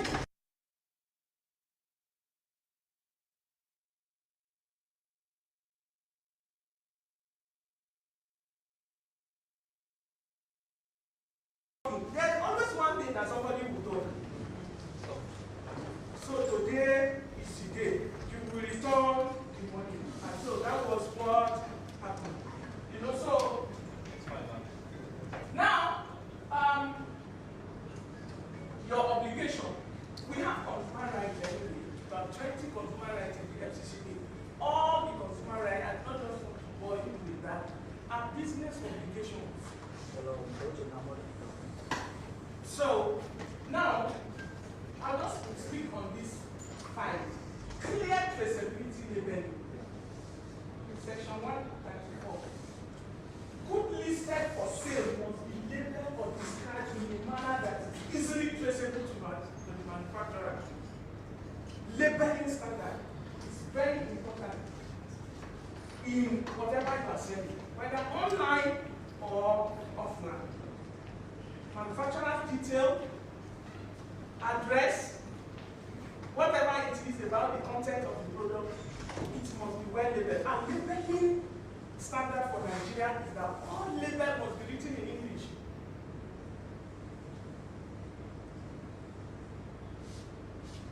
We're not Chinese, so even the AI will translate, no, we don't want that. It must be labeled in English. All right, so Section 134 of our Act says immediate hazard notification. Your product, maybe there's a complaint on one or has issue. Begin to trace all the batch. Are we together? Yes, ma'am. Begin to trace all the batch so that you will withdraw them from the market. It's your responsibility as a business. Strict liability for defective products. You know when we were saying, who pays the return? You will pay. If the defective product, if the product is defective and consumer buy it, and consumer needs to transport the product, you will pay for the price of it. He's paying for the transportation. It's not consumer that will pay. Why did you sell the defective product? Okay, shall I say we will fight, right? You will pay. That is just, it's not consumer responsibility. So that's what the law says. Section 136, it says, an undertaking is liable for damage from defective goods or services it supplies, regardless of any direct contract with the buyer, and this cannot be excluded by contract terms. see that? Express. Alright, so you know this as is. There's one product, but as is. As is. Anything that happens, you are paid. Not disclaiming consumer use guarantees of section 137. Liability waiver clause are unenforceable where consumer would prove defective or harm arising from negligent manufacture or distribution. What is as is? We have tagged it as is. No, if it is defective, you are liable as a business. Are we together? Yeah. Alright, so number 5, reasonable care. You are expected to do things. Reasonable care, skill and timeliness. So we are talking about time here. And I was writing down, I think I wrote something down when he was talking about delivery. Timely delivery is the responsibility of the business. All this, if you want timely delivery, you will add money. And some folks too will be doing it. Run faster, right? Why did I enter taxi and go to do more than if I want to go like solid, like 5 solid? Do you get what I'm saying? So, timely delivery is the right of the consumer. You can't waive it. So, where you know you have challenges, you can call the consumer to say, look, that communication, somebody said it here. Nigerian consumers are very simple people. Just tell them, communicate with them, tell them. See, I will not make it at so hour. I will make it at so hour. Business has to find that synergy between that space. You have to fill that space. It's lacking really. So, now back to the topic. Path to safer e-commerce in the Nigerian marketplace. All the talk we are talking here since morning. We have 5 guiding principles for safer e-commerce in the Nigerian marketplace. Number 1 is full and transparent disclosure. Try to be transparent in your dealing. Online platform must provide complete and clear information about their product, including specification, merchantable condition, quality, relevant warranty details, and that you don't get implied warranty of quality for any good you buy in Nigeria, whether express or not express. If you like, tell the consumer. If you don't like, tell the consumer. Not tell the consumer. The product must work for at least, Mr. Peter, 90 days.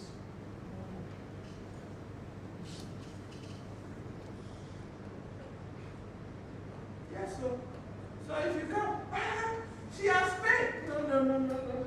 The law is implied warranty of quality for any product or services for at least 90 days. So you will now begin to look at what's the warranty that the products give. Is it 2 years? Are you getting me? Business don't know all these things, but when they come to our table, they start shouting. When they read that, better go and comply. So, timely delivery. You see that show up again. But that is bad. It's the right of the consumer. Platform must recognize that timely delivery is a fundamental part of the contract with customers. This includes providing reasonable and fair return windows and prompt change feedback, efficient refund processes. Yes, so are we together? Are we still friends? E-commerce. I know you don't like this, but this is where Barrister Peter will catch you when you come to, when case comes. This is what the law says. So, clear terms and privacy policy. It came out in all the sessions. Terms and conditions, legible. concise terms, free of jargon. Most of your terms and conditions, you can't even read it. 30 pages.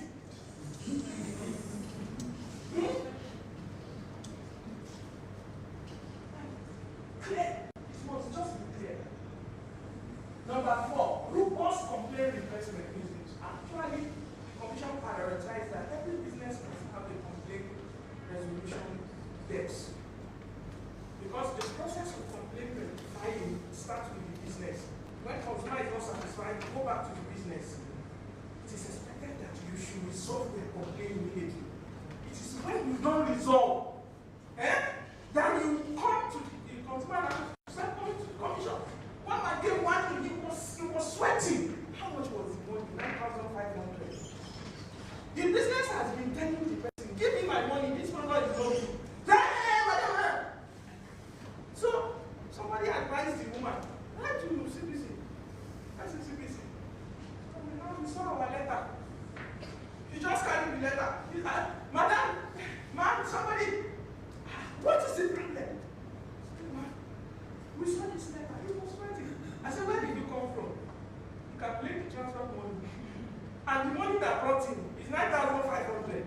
He paid the money. He said, Madam, please, I want you to withdraw this letter. Let me just, why didn't you do that in the first place? Why are we disturbing ourselves? Do you get it? So, you must have robust complaint resolution redress mechanism. Consumer confidence. He said it. Data protection. Data protection. Consumer puts in their data on your website, don't misuse it. Are we together? Don't say because you got the data, you need to misuse it. Okay? So that's the issue. Online marketers should proactively promote consumer confidence by building trustworthy environment, protecting consumer privacy and personal information. This is our vision. We'll read it together. E-commerce, oh yeah. Our vision. Let's read it. Ensuring innovation, dynamic, responsiveness, and satisfaction. Our mission.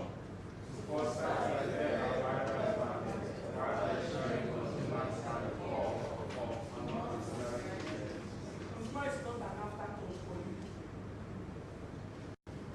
Like you just treat anyhow. Like FCCPC will use 1 billion naira to pursue 1,000 naira for when it comes to rights infringement. Do you say that consumer is afterthought? It's not. Because there's a violation. Okay, for the business, this is our slogan. Can we say it together? Promoting choice, better for position and consumer protection commission is for business and for consumer. And the simple definition is that business thrive, consumer satisfaction. Thriving of business is at the core of our mandate. But satisfaction of the consumer is another core of our mandate. There will be a level playing field. So that is what we have. And then this is our contact. Physical address. My next week will be moving to this place. So that's why I put this one there. Most people know us as over 3 weeks. Like, okay, I can call that. We'll be moving. And then complaint.fccpc.gov.ng. Just click. You just get a case number. You begin to interact with your case handler. It's as easy as that. Where you have to do it. And all our social media at FCCPC Nigeria. Thank you. I come in peace.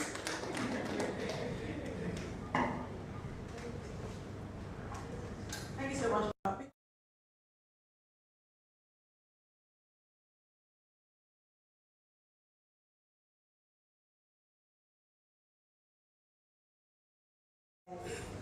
So we know how to attack the problem. Yes. Okay, so it feels like we're like a little bit bored, so we're going to do what we did earlier. Now we have to leave our seats. So we have like 5 to 15 minutes break before the last panel session. Then all of us that have some questions, we'll take that at the fireside chat. So we are going to interact. It's going to be interactive. We're going to move. So our break starts now. It starts now. Let's move. Go to your. Because I want to ask you, how many people did you speak to? How many contacts did you get? I will ask you. I will ask at random. Let's use that time now. It's not when they are going out to start saying, please, I want to have it. Let's have that time now to talk to them, get more insight on what we need to do. So please, let's engage.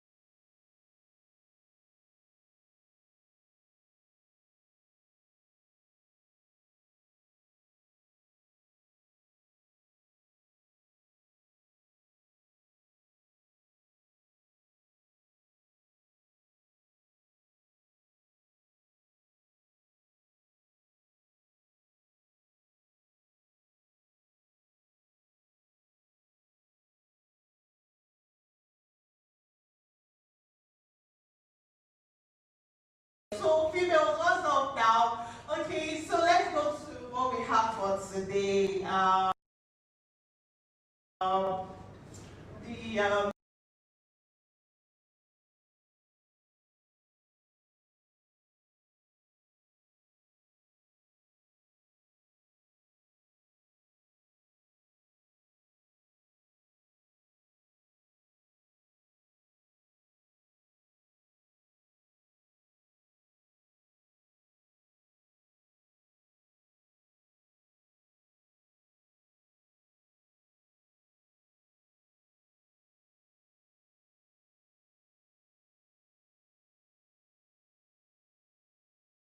The topic is empowering SMEs.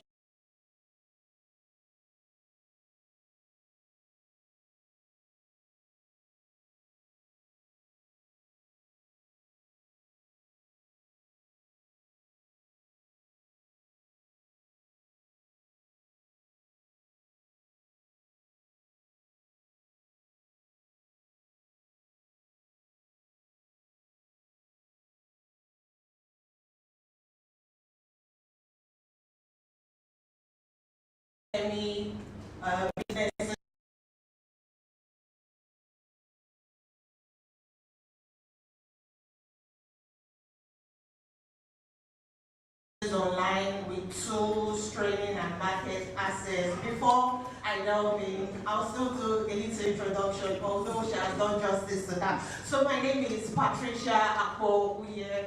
I'm the founder of Omoterode. So it's a media that caters for businesses. We amplify their brands.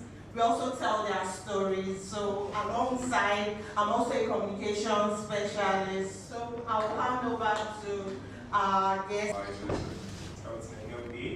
And I'm the co-founder of ECOP, and ECOP is the marketing agency for e-commerce brands. I'm also an e-commerce specialist.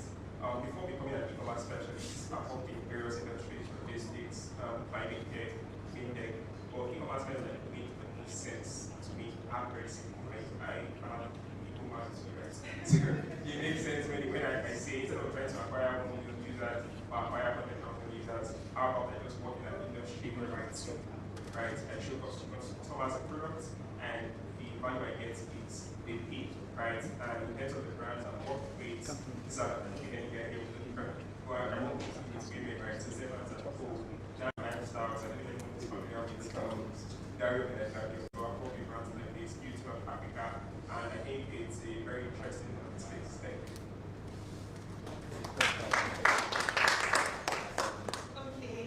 Just a little intro, but I would like to carry the audience along. Let's know the caliber of people we have in-house.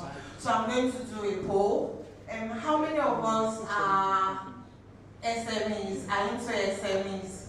Exactly, but nevertheless, okay, how many of us have bought something, maybe a product or an item from WhatsApp or Instagram? Most of us, obviously.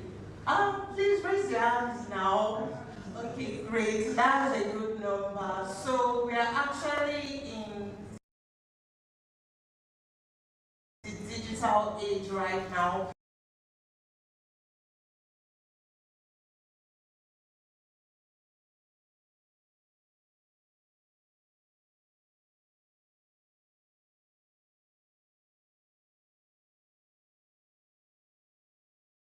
And with a click or with a phone call, you can just get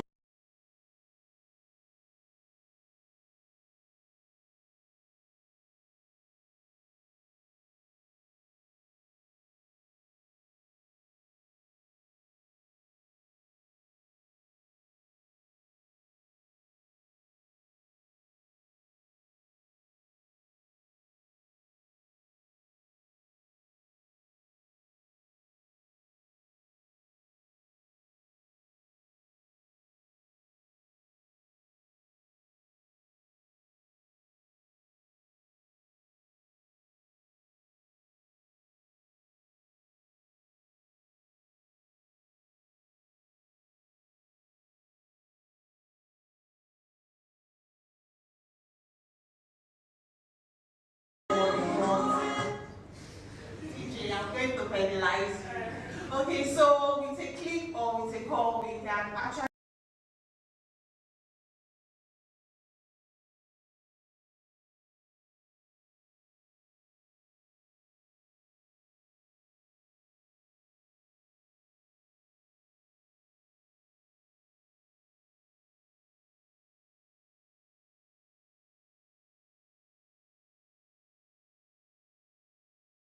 is one very key area that can make it supply in this part of the world.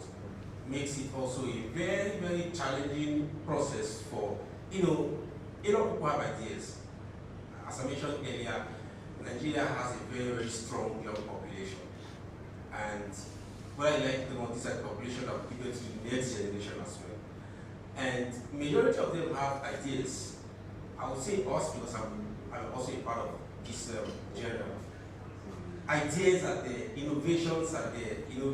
We have the Silicon Valley mindset as well. But without power, you can't scale, right? No matter the kind of business you want to run, and majorly, not everyone has the funds to pull off big debt or pull off, big cups. So it's going to still be the essence. And the challenge that they will be crippled with will still be power. If you need to run a business on a day-to-day and you rely on generator, whether diesel or petrol, that is a very strong barrier. Right? So I'll just stop on that. Okay, that's great. So you actually pointed out the issue of internet. Just imagine someone in a very far away rural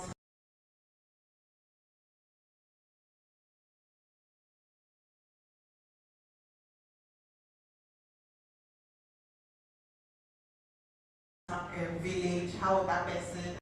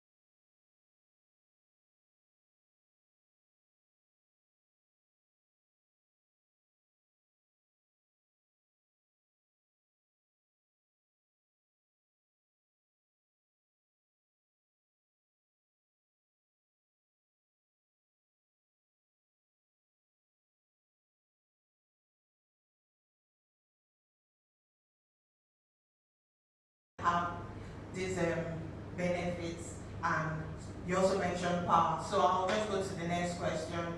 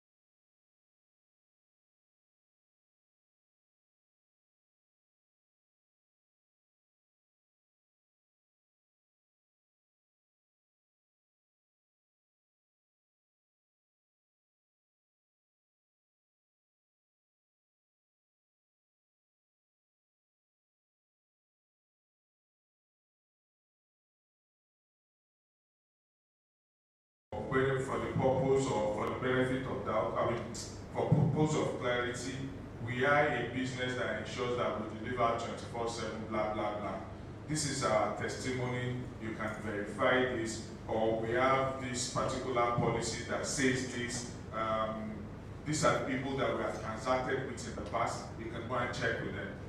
So, basically, you need to have your own values that you have actually defined. You need to have some policies that people will look at to say that, okay, we have these policies, we have that policies. When investors come here, you are giving me an account in Zenith Bank. It says I want to pay. I mean, I can even tell you a vivid example. There was a time like that I was going to do some construction, and this guy was going to do piling for me. He came highly recommended. I was supposed to pay him 12 million naira. The guy brought in an OB account for me to pay, and the OB account is in his name. Right? You're not ready for business. So, do you have a proper legal structure in place? When I want to pay, who do I pay?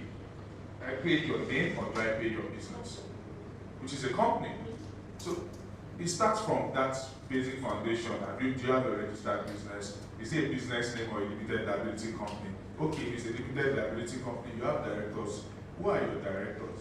By the time I check, it's your mommy, your daddy, your first son, your brother, and everybody. It gives me some concern.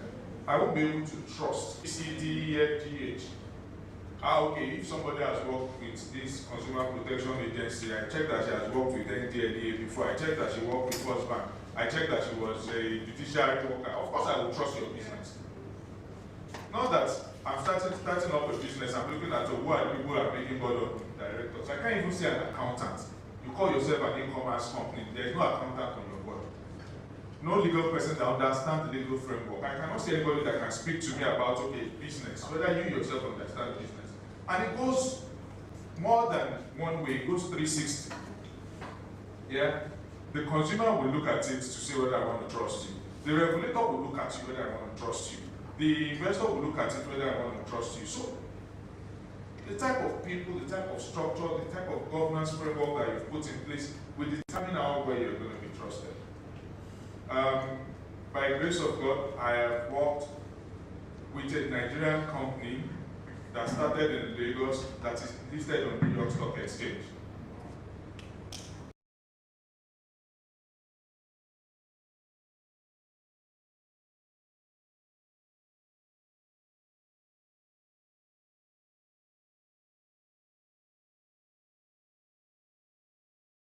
I know the rigors we went through.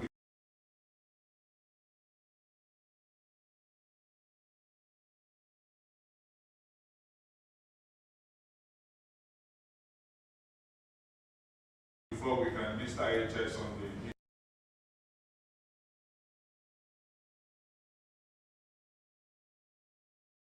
New York Stock Exchange, we worked on it.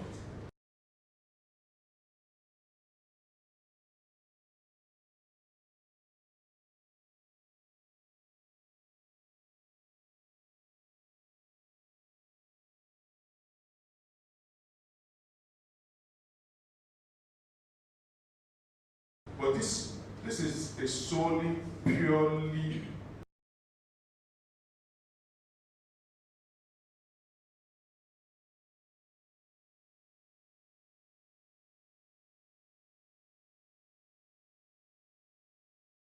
locally Nigerian Lagos business.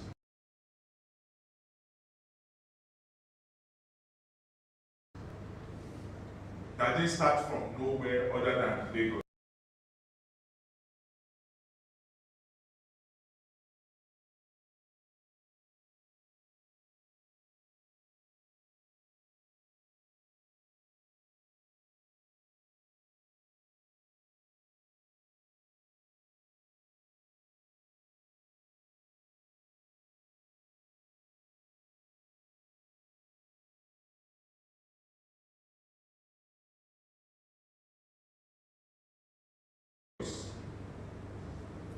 And now has offices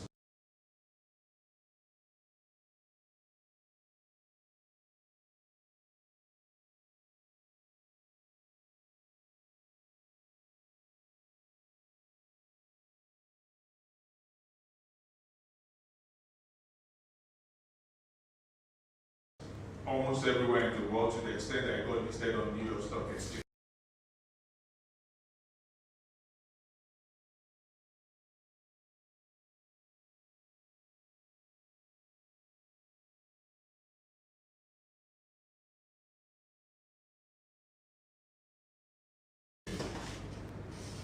I know the type of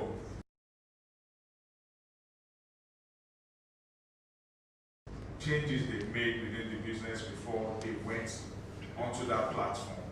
So people will want to check, do you have any risk management framework? You think it's a big thing that you should have as a business, so because I'm small, I don't need it. You do need it, even if it's one-page document.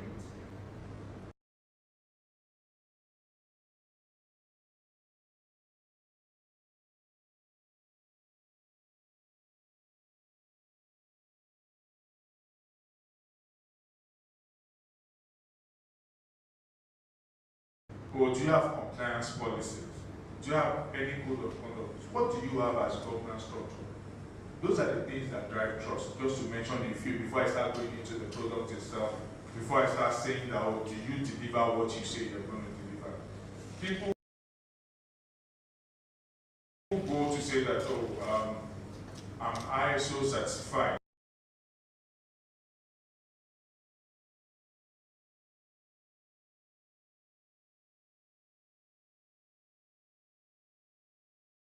There are so many standards. I hope I'm not taking too much time in explaining.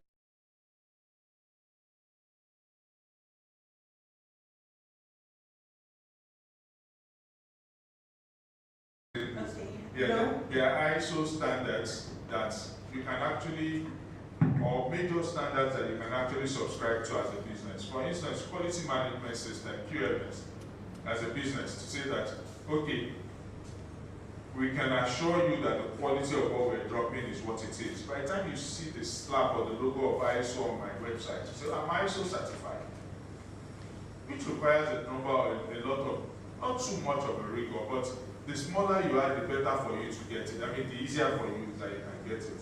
So as you're starting now, you get it now, then you move on. So there are so many other things, but just to mention a few out of them. Okay, that's great. So it boils down to structure, because I wanted to talk about SMEs that are coming up that are not known.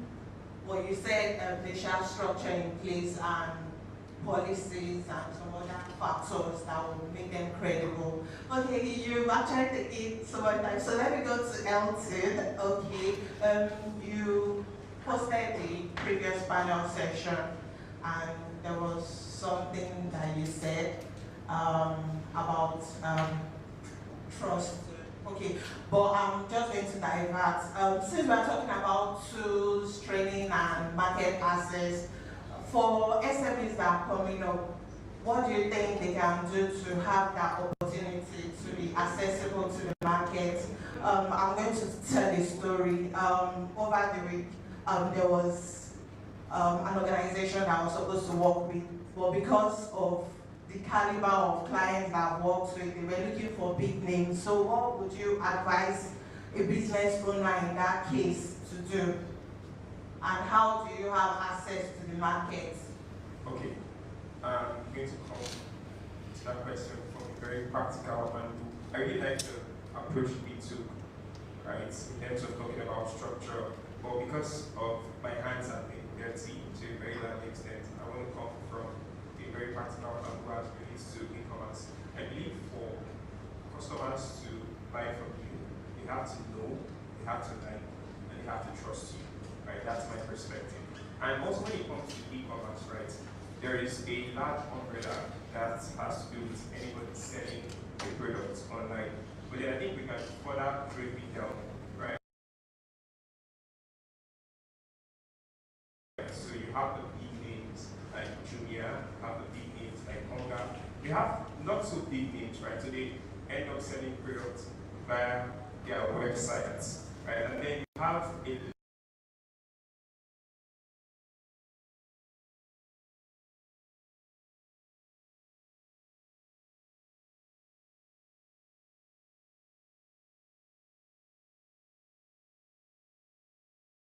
large category of people being Instagram vendors or people trying to sell via WhatsApp.